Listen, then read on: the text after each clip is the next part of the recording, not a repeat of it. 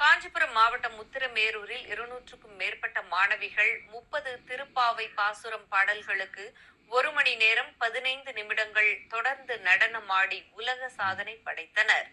உத்திரமேரூர் சுந்தர வரதராஜ பெருமாள் கோவில் அருகே மார்கழி மாதத்தை முன்னிட்டு நடராஜர் நாட்டியாலயா சார்பில் இந்த சாதனை நிகழ்வு நடைபெற்றது.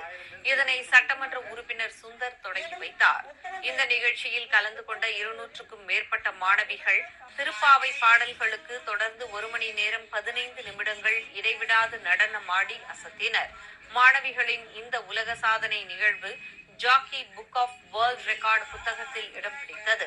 பின்னர் மாணவிகள் அனைவருக்கும் உலக சாதனைக்கான சான்றிதழ்களை அந்த அமைப்பின் நிர்வாகிகள் வழங்கினர்.